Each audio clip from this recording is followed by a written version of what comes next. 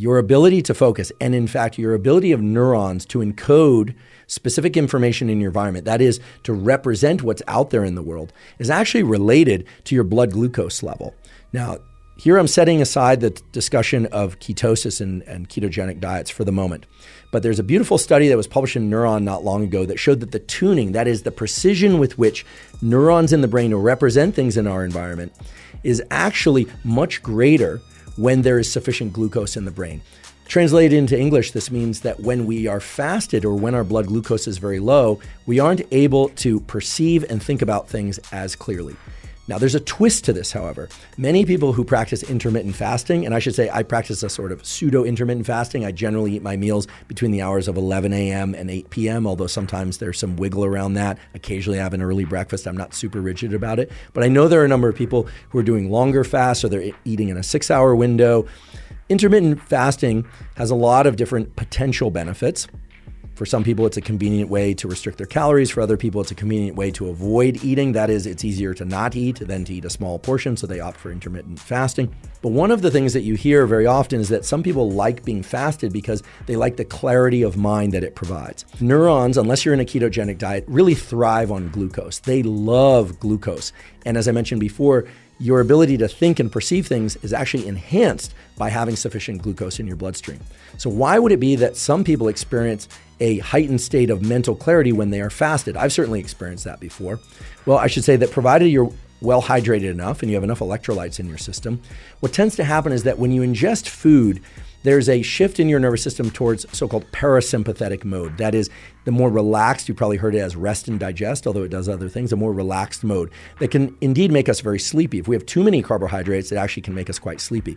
However, if we have any food, if we have enough of it, that is, if our gut is full, it diverts blood to our gut and we become sleepy and we can't focus as well. So a lot of people really like fasting in the state of being fasted for focus and concentration because they don't have as much of that parasympathetic activation. They're just not as sleepy. And in fact, under those conditions, half as much caffeine will give you just as much lift as twice as much caffeine will give you on a full belly of pasta. And that's just the way that caffeine interacts with blood glucose. So what I'd like you to imagine is if you had a measure of focus from 0 to 10, these are arbitrary units, 10 being maximally focused and 0 being not focused at all. Imagine a U-shaped function, right? Where if you're very fasted, you're going to have a high degree of focus and concentration. But then if you ingest some food and your belly is full, your focus and concentration is reduced. But having enough blood glucose and maybe even elevated blood glucose will increase cognitive function. So there are two ends of the spectrum. On one end of the spectrum, blood glucose is relatively low and you're fasted and you can think and behave in a very concentrated way.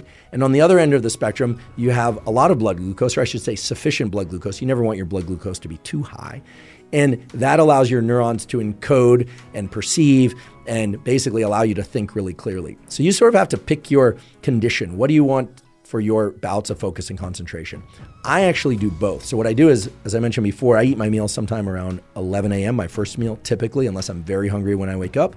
And so I will do my workout and one bout of focused work. I always think of this as my hard work early in the day.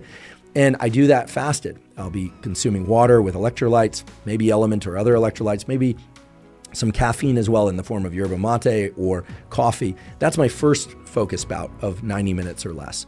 That is essentially done fasted. And then I'll eat.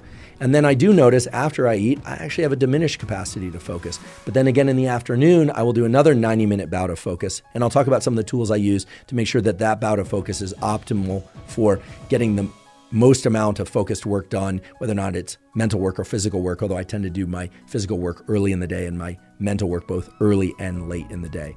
So to make this very simple, or as simple as I can for you, being fasted is great for focus and concentration, provided you're not thinking about food the entire time.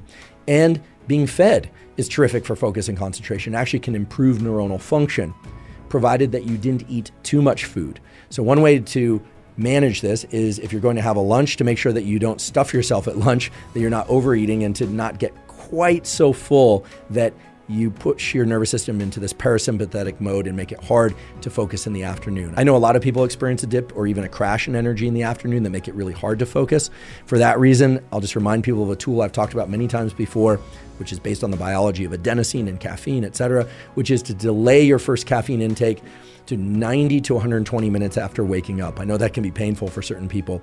I violate that rule when I'm working out very early in the morning. I'll drink my caffeine before my workout, which often occurs within 30 to 60 minutes of waking.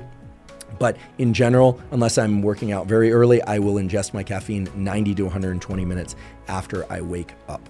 So again, I want to emphasize that if you hear somebody out there say being fasted is optimal for focus and concentration, well, that is true in one context and perhaps ideal for a certain part of the day.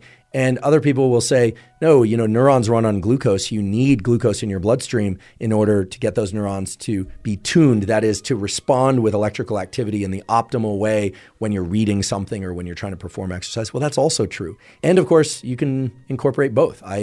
In fact, as I just described, incorporate both fasted states and fed states in order to optimize my concentration and focus.